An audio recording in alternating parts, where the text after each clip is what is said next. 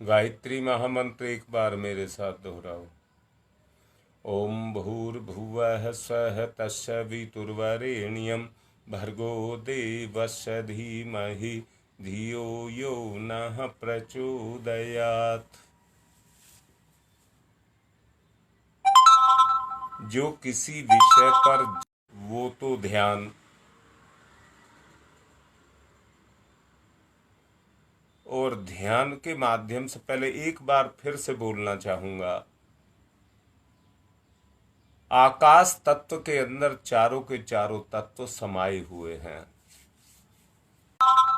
आकाश इतना व्यापक है कि उसने सारे के सारे तत्वों को अपने में समेट करके रखा हुआ है। ऐसे ही ध्यान भी इतना ही बड़ा है जिसमें सारा ब्रह्मांड छुपा हुआ है।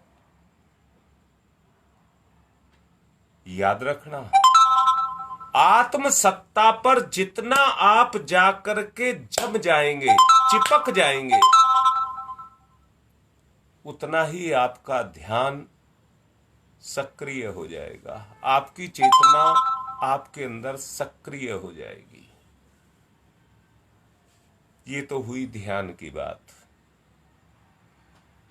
प्राणायाम के बारे में आपको बताया गया था केवल बस लोहार की धोकनी की तरह से आप सांस को खींचते रहे और छोड़ते रहे। ये भी एक प्रक्रिया है।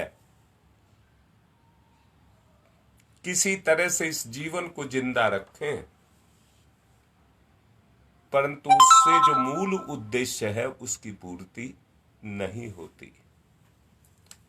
जो जिंदगी का मूल उद्देश्य है उसकी पूर्ति नहीं होती। हमें उस तत्व को प्राप्त करना है जो परमात्मा तत्व है। हमें उस तत्व को अपने अंदर आकर्षित करना है जो परमात्मा तत्व है। जब वो तत्व अपने अंदर आने लग जाएगा तो समझ लेना जो प्राणा आकर्षण है, आकर्षण शब्द मजबूरी में इसके साथ लगाना पड़ रहा है क्योंकि उसके अंदर हम जिंदा रहना है तो हमारा स्वार्थ भी है।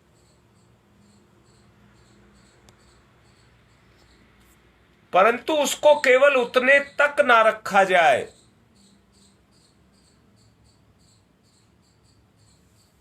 आकर्षण से कहीं प्रेम की तरफ, लगाव की तरफ बढ़ा जाए। और वही लगाव जब ईश्वर के साथ जाकर के हो जाता है तो उस उद्देश्य की पूर्ति जो प्राण के संबंध में है, फिर से कह रहा हूं, हम सांस से नहीं जुड़े हैं, इससे तो ये शरीर जुड़ा हुआ है। शरीर, हम प्राण ही हैं, प्राण से जुड़े हुए हैं, हमें प्राण जिंदा रखता है। हमारे अंदर बहुत सारी ग्रंथियां हैं, पिट्यूटरी, पीनियल, थायराइड, पैराथायराइड, जो कई और बहुत सारी ग्रंथियां हैं जो हमारे शरीर के अंदर काम करती हैं और अपने रस को हमारे साथ मिलाकर के उसको हमारा जीवन रस बनाती रहती हैं।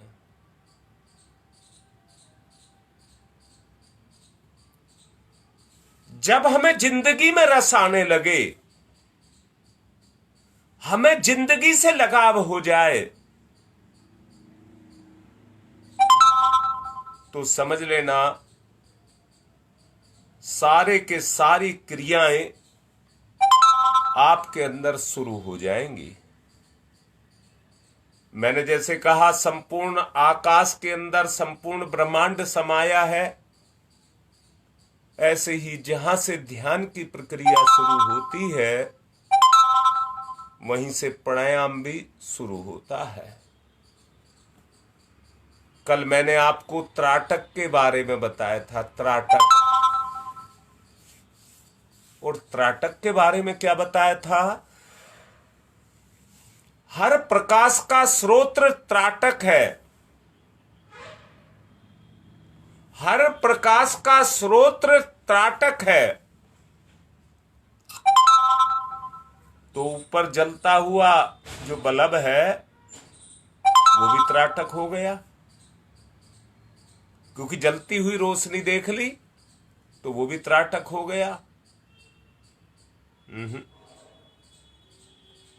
फिर कहीं अंगीठी में आग जल रही है तो वो त्राटक है, चूल्हे में आग जल रही है वो त्राटक है?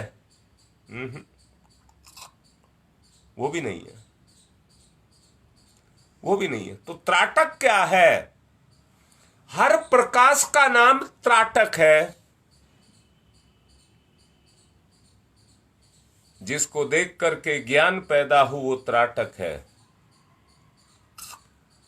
जिसको देख करके ज्ञान पैदा हो, प्रकाश पैदा हो, वो त्राटक है।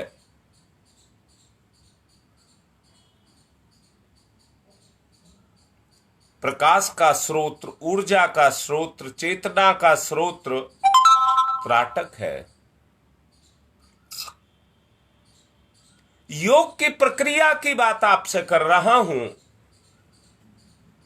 जब उस ज्ञान के साथ आप जाकर के जुड़ जाते हैं तो अंतः त्राटक की प्रक्रिया अपने आप शुरू हो जाती है।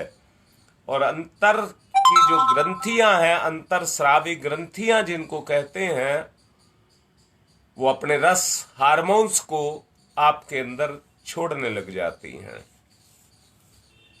बताओ, क्या प्रकाश को देख करके आप प्रभावित नहीं होते? अब प्रकाश का नाम बदल दिया है ज्ञान।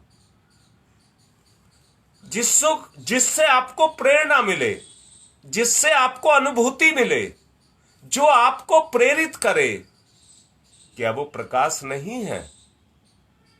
या वो प्रकाश है सड़कों पर जलती हुई जो लाइटें हैं, सर्च लाइटें हैं, हाई मास्क लाइटें हैं? सूरज तो रोज चमकता है, परंतु कौन उसको प्रकाश का स्रोत मानता है? वो जीवंत जागृत पहला स्रोत है, पहला स्रोत है। क्योंकि वो प्रकाश ही नहीं देता, हर जीवधारी को जीवन भी देता है। तो मैं भी तो जीवधारी हूं, मैं भी तो जीवधारी हूं। मैं ये कह रहा हूं, जितने भी जीवधारी हैं, जितनी प्रेरणाएं हमारे अंदर उठती हैं, चाहे वो कामुकता की हो, चाहे वो करुणा की हो, वो सब त्राटक है। परंतु यहां केवल एक बात कहना चाहूंगा, जो कामना की, भोग की वृत्तियों को जगाता है, वो हमारी आंतरिक शक्तियों को कुंठित कर देता है। प्रकृति के अनुकूल आपको चलना ही पड़ेगा। प्रकृति क्या चाहती है? प्रकृति एक ही चीज चाहती है कि आप सत्य के मार्ग पर चलें। आप सत्य के मार्ग पर चलें। प्रकृति यही चाहती है, प्रकृति और कुछ नहीं चाहती। समझ लेना, जहां पर अंतर से, मैंने एक ही बात केवल आपसे कही पूरे अनुष्ठान, आपको वो करना है जो आपकी अंतरात्मा चाहती है।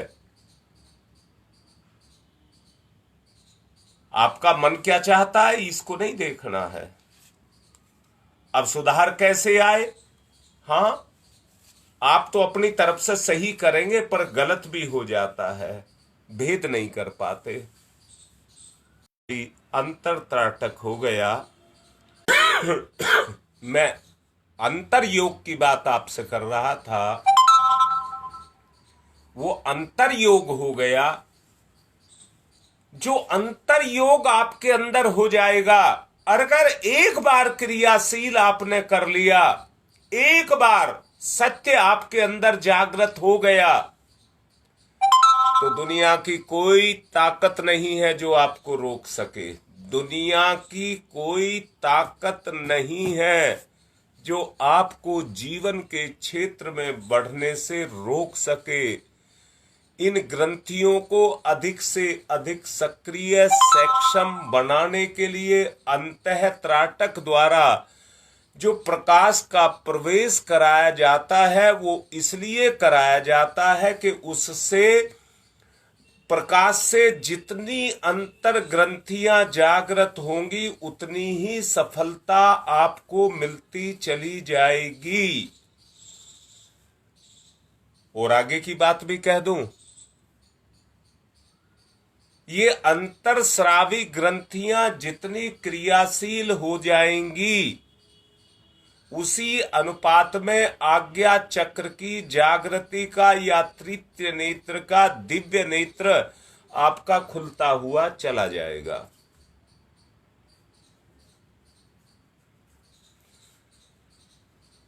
इस जागरण के सत्परिणाम का असाधारण महिमा और फलश्रुति है। अब से पहले मैंने क्षेत्रों में रात्रि जागरण जो करवाते हैं, अपने ही कुछ कार्यकर्ताओं का ध्यान उनकी तरफ देखा, तो मैंने भी कहा चलो रात्रि जागरण करना शुरू करेंगे। परंतु सबने एक बात को मान लिया, माता दर्शन दे दे हलवा बांटूंगी, उसको जागरण समझ लिया। अंतर जागरण ही जागृति है। वो लोग उस जागरण के लिए संगीत का सहारा लेते हैं, परंतु संगीत भी मनोरंजन परक बनकर बना देते हैं। और मनोरंजन परक बन जाने के कारण उसमें केवल मानसिक क्रिया काम करती है, मनोरंजन आ जाता है और उसी को आदमी समझ लेता है कि जागरण हो गया। आपका आज्ञा चक्र कितना जागृत हुआ। साधना विज्ञान का विस्तार पूर्वक अगर विवेचन कोई है तो वो एक ही है, आज्ञा चक्र के जागरण की भौतिक और आत्मिक सिद्धियों को, उसके लक्ष्य को प्राप्त करना। उस लक्ष्य की प्राप्ति ही ध्यान, धारणा, प्रत्याहार, जो कुछ भी ये क्रियाएं हैं, ये सब उसी लिए की जाती हैं।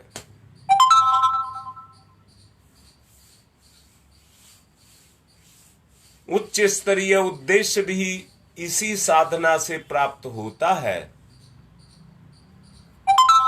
मैंने कल परसों आपसे कहा था कि कल जो 27 तारीख गई है,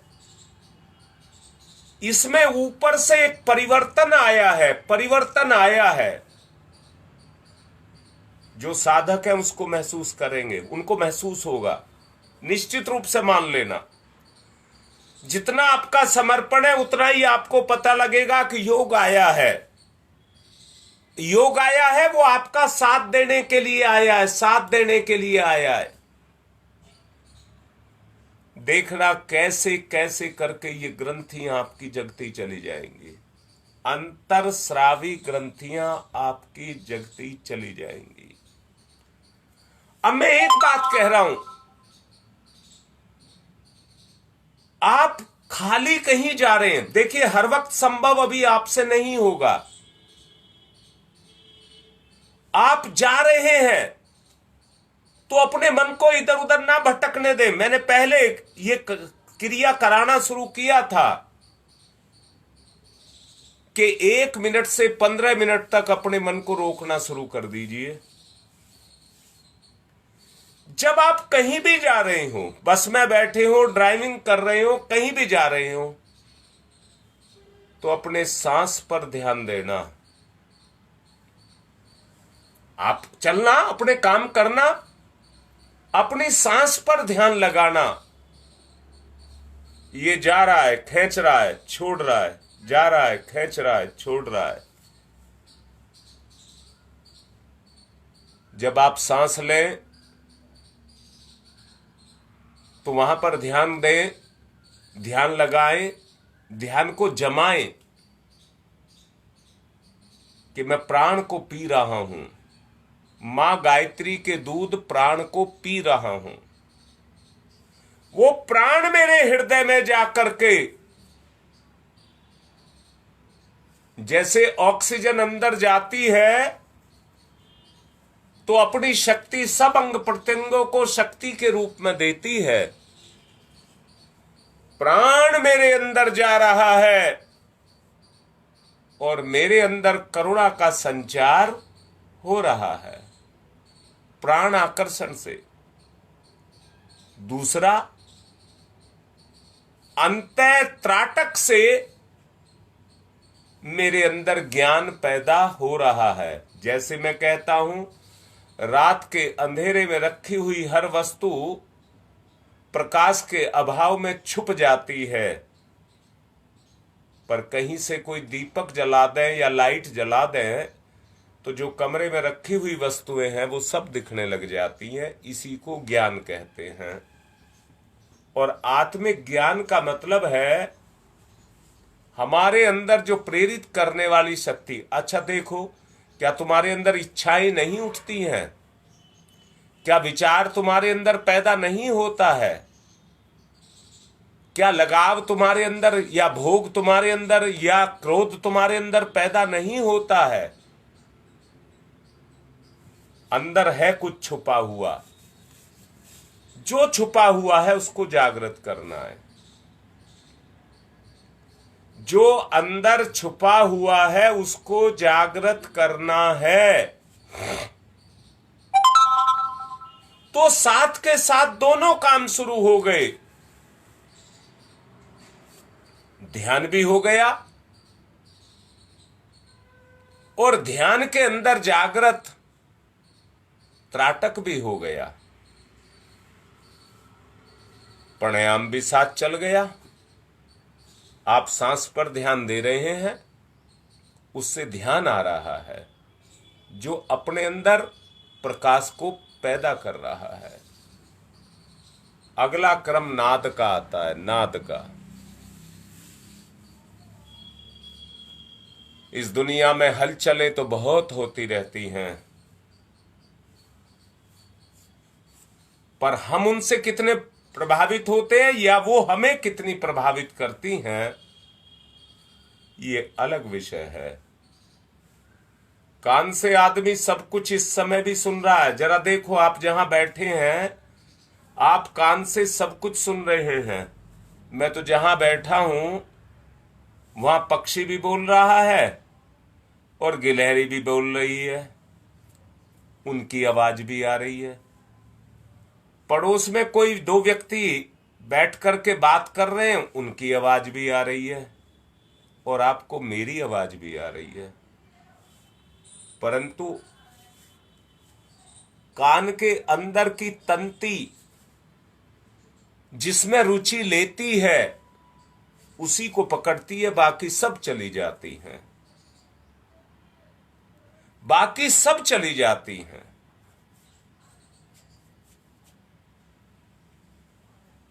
कल मैं एक प्रोग्राम में था,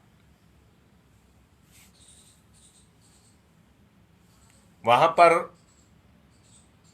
मंच पर चित्र रखने वाली बात आ रही थी,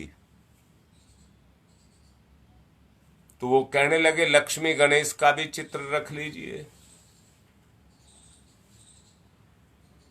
मैंने कहा दिक्कत तो कोई नहीं है, कितने भी चित्र आप रख सकते हैं, उनसे कोई दिक्कत नहीं होती है। परंतु गणेश है क्या? आपके विवेक का साधन, आप अपने अंदर विवेक पैदा करिए, गणेश सामने अपने आप आ जाएगा। हर चीज में आपको, अगर आपके अंदर गणेश पैदा हो गया, विवेक पैदा हो गया, तो हर चीज आपको दिखने लग जाएगी विवेक से। तो ये जितनी भी देव शक्तियां हैं वो सब हमारे साधन हैं, साध्य हम हैं, उन्हें हमें अपने आप को उसके साथ साधना होगा। जब नाद योग होता है, एक तारा, डमरू और बांसुरी, ये त्रिवेणी संगम है, 3 वाद्य उसमें बजते हैं। हां, कान से तो हमें भी सुनाई देते हैं, कान से तो हमें भी सुनाई देते हैं। भाई मैं इलाहाबाद जाता रहता हूं, 1-2 बार मैंने त्रिवेणी में भी नहाया है। जहां गंगा और यमुना का संगम है वहां मैं नहाया हूं।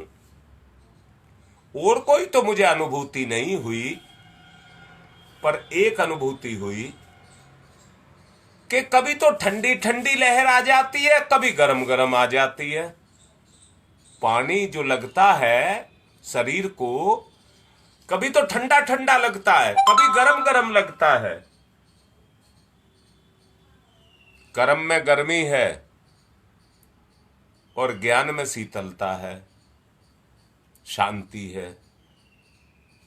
दोनों मिलकर के त्रिवेणी संगम बनाते हैं। जब ठंडा ठंडा लगता है तो गंगा का पानी होता है, जब गरम गरम लगता है तो यमुना का पानी होता है।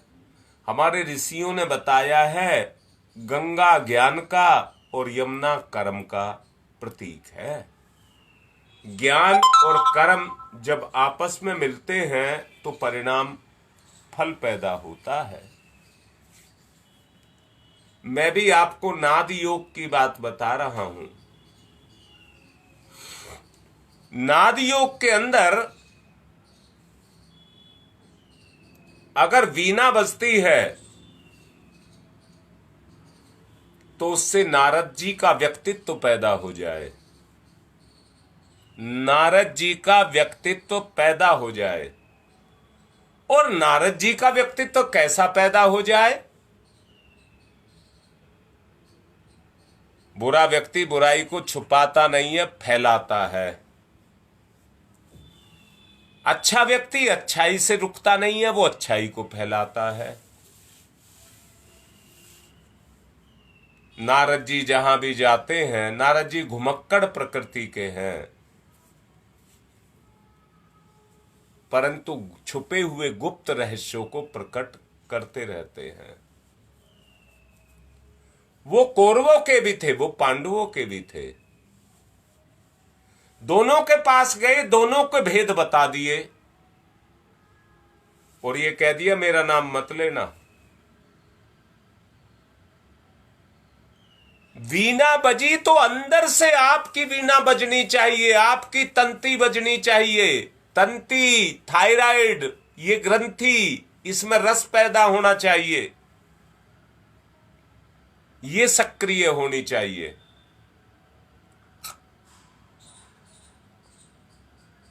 अच्छाई का, अनुभूति का प्रचार प्रसार करना चाहिए।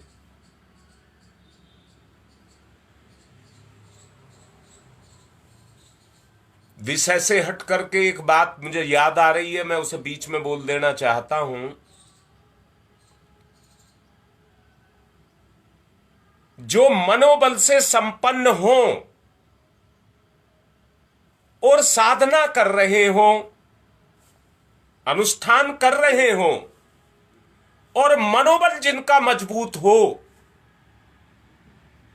जो कहना माने, मुझे कम से कम ऐसे 10 व्यक्तियों के नाम चाहिए, पूरे क्षेत्र से 10 व्यक्तियों के नाम चाहिए, उनको मैं चुनना चाहता हूं।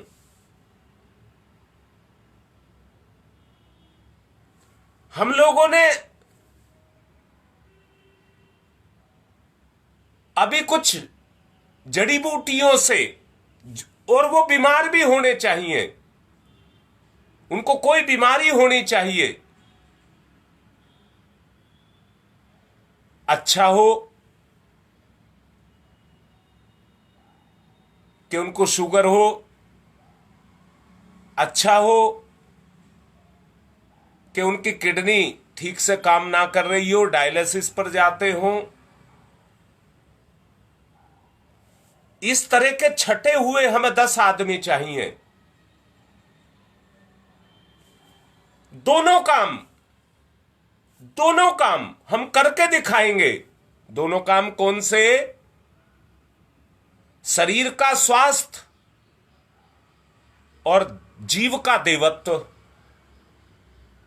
दोनों को जगा करके दिखाएंगे और उनसे कहेंगे कि वो चुप ना बैठे। जो उनकी सही बात है, सही जानकारी है, उसको रोज डालें, सार्वजनिक करें उसको।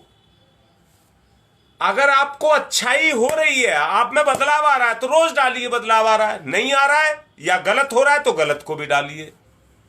हम नहीं चाहते किसी को बरगलाना और बहकाना। जो काम करना चाहते हैं वो बिल्कुल सटीक करना चाहते हैं। 10 व्यक्ति लेकर के चलना चाहते हैं। दवाइयां हम तैयार कर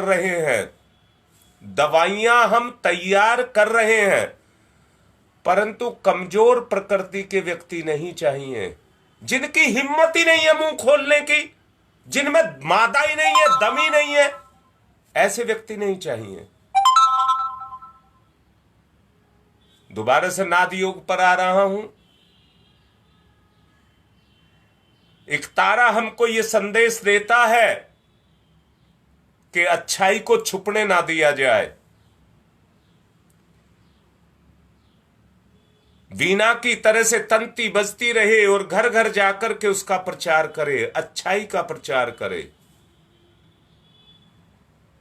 जब एक हुक अंदर से उठती है तो ग्रंथि रस छोड़ती है, जो चुप नहीं बैठने देती। डमरू बजता है तो शिव का तांडव नृत्य शुरू होता है, बुराइयों को मिटाने के लिए। मैंने पिछले प्रवचन में कहा था, जब तीसरा नेत्र जगता है तो कामदेव को भस्म कर देता है। डमरू बजे, शिव भगवान का डमरू बजे, आपकी अंतर चेतना तांडव करे,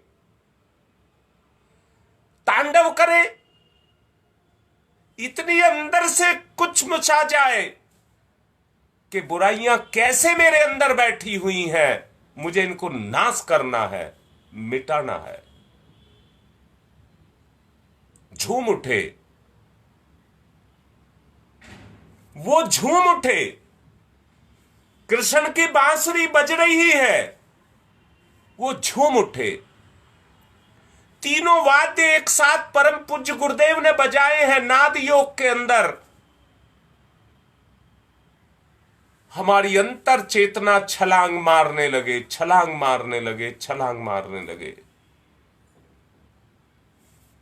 मैंने योग के अवतरण की बात आपसे कही है। अगर कोई लेने वाला होता है तो योग उसके अंदर जाकर के समा जाता है, वरना नरक में चला जाता है। योग क्रियाशील होने के लिए जो इन प्राणायाम, ध्यान, अंतःत्राटक, नाद योग, इनके माध्यम से उस शक्ति को अपने अंतर धारण करता है, अंतरस्रावी ग्रंथियों को जागृत करता है। मौके होते हैं, ये मौका आया है, फायदा उठाओ। मौका आया है, चूको मत, उसका फायदा उठाओ। ईश्वर हमारी सहायता कर रहा है तो हम ईश्वर की साथ लगे और उसकी सहायता हम भी करें। ये योग है, इसी को योग कहते हैं। आत्मा से निवेदन कर रहा हूं, जब भी ध्यान भटक करके कहीं लग जाए, ध्यान तो हर वक्त ही भटका रहता है, परंतु देव योग से ऐसे समय भी आएंगे जब आपको ये लगेगा नहीं मैं तो भूल गया, विस्मृति में चला गया, मैं सांस ले रहा हूं। तो सो हम की साधना, जिसको मैं आगे बताऊंगा, अभी आज नहीं बता पाऊंगा, आज से आगे बताऊंगा, वो योग आपके अंदर होना शुरू हो जाए। मैं सांस ले रहा हूं, प्राण जा रहा है, प्राण इकट्ठा कर रहा हूं, चारों तरफ से खींच लीजिए उस प्राण तत्व को, उस गायत्री तत्व को चारों तरफ से खींच लीजिए। क्या कहूं, अगर आपका ध्यान सक्रिय हो गया तो अचेतन मन सक्रिय हो जाएगा, अचेतन मन सक्रिय हो जाएगा। शक्ति के सारे भंडार उसके अंदर भरे पड़े हैं। जीने के लायक तो भगवान ने आपको भौतिक संसार दिया है। इस संसार में आकर के पेट भरना, बच्चे पैदा कर लेना तो सब करते हैं। पिछले जन्मों के प्रारब्धों के कारण भगवान ने हमको इतना दिया है कि हमें किसी तरह की कोई कमी ना पड़े और हम अपने भौतिक जीवन को जी जाएं। इतना तो भगवान ने सबको दिया है। शरीर यात्रा पूरी करने का साधन भगवान ने सबको दिया है। पर क्या आप भी शरीर तक रहेंगे? और मैंने अभी कहा है 10 व्यक्तियों के लिए, अभी देखना कितने नाम आएंगे, परंतु उन्हीं को छांटूंगा जिनको मेरी आत्मा कहेगी ये मनोबल का धनी है, जो कह दूंगा उसी को करेगा। ये जनून का पक्का है, जनून का पक्का है। जनून उसको कहते हैं उफनती नदी में भी छलांग लगा दे, जो उसको भी चैलेंज कर दे, उसको कहते हैं जनून। ऐसे 10 व्यक्ति छांट करके चलेंगे और इस प्रक्रिया को आगे बढ़ाएंगे। जो अभी हमने शुरू की है, इस प्रक्रिया को आगे बढ़ाएंगे। क्रियाएं तो आप सब करते होंगे, मैं मना नहीं कर रहा इस बात से, सब करते होंगे, परंतु वो केवल बाह्य रह जाती हैं,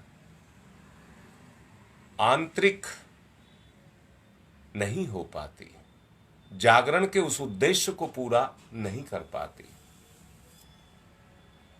ध्यान सब कुछ अपने अंदर समेट करके रखता है।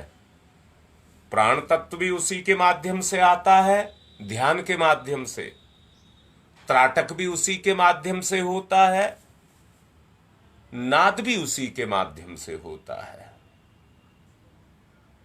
नाद भी उसी के माध्यम से होता है। मैं फिर से कह रहा हूं, त्राटक की बात को फिर से जोड़ दे रहा हूं।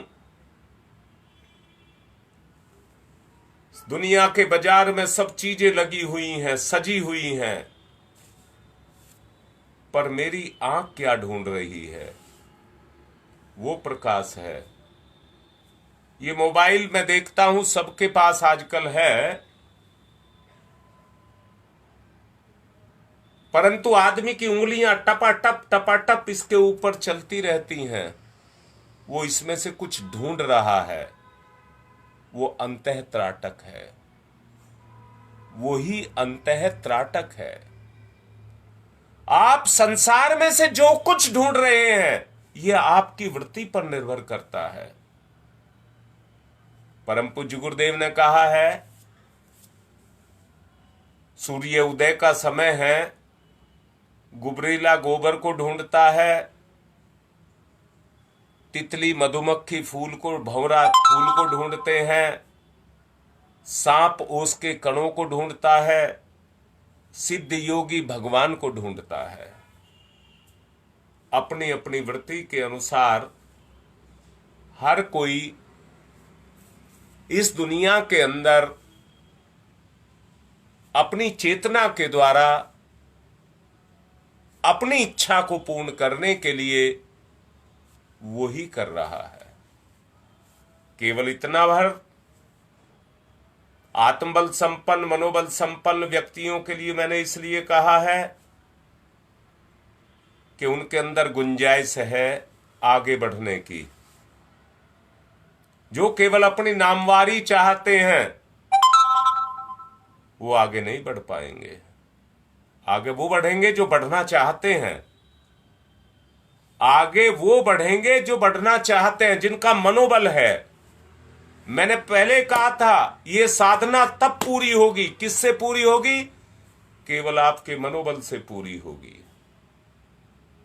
साधना तो बहुत कर लेते हैं, तेरे माला का ही तो जप दिया है। किसी चीज के लिए आपको रोका गया तो नहीं है, किसी सुख के लिए, स्वाद के लिए आपको नहीं रोका है।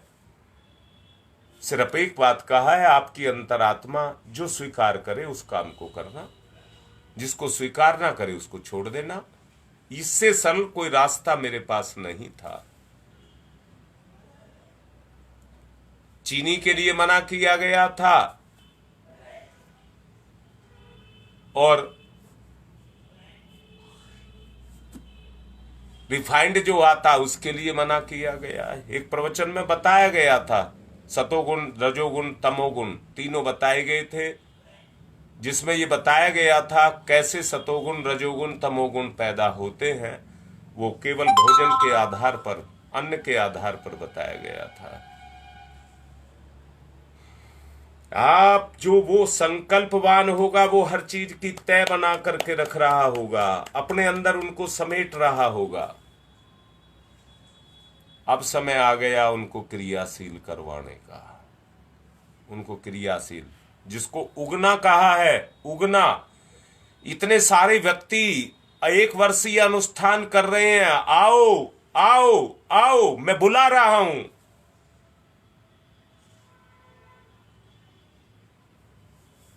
बीज जमेगा। अभी 18-19 दिन हो गए होंगे, 10 तारीख को शुरू हुआ था और आज तारीख है 28, 19 दिन हो गए। 1 महीने में भी 11 दिन बकाया हैं। पता नहीं कौन सी घड़ी आए कि जीवन की दिशा धारा को बदल दे। वो कोई सेकंड होती है जो जीवन में बड़े पुण्यों को लेकर के आती है और जागृत होकर के हमारे जीवन की दिशा धारा को बदल देती है। मैं भी आपसे आत्मिक निवेदन कर रहा हूं कि समय आ गया है, उठो जगो, उठो जगो। कुछ करना है, करके दिखाना है। आओ मिलकर के करेंगे। साथ दीजिए और साथ लीजिए, यही योग है। अपनी बात को संपन्न करने से पहले मैं देखना चाहता हूं जितने भी साधना कर रहे हैं होड़ लग जाए और गुरुदेव से ही प्रार्थना करें कि मेरा नाम छट जाए। बड़े भाग्यशाली होगे, बड़े भाग्यशाली होगे। देख लेना, अभी 11 दिन बचे हैं। योग की बात मैंने की है, पता नहीं जीवन किस करवट बैठेगा। जैसे कहते हैं ऊंट का नहीं पता किस करवट बैठेगा। आप कर लीजिए, आप कई कर लीजिए, बाकी कल समझाऊंगा। आज की बात को यहीं संपन्न कर रहा हूं। ओम शांति ही शांति ही शांति।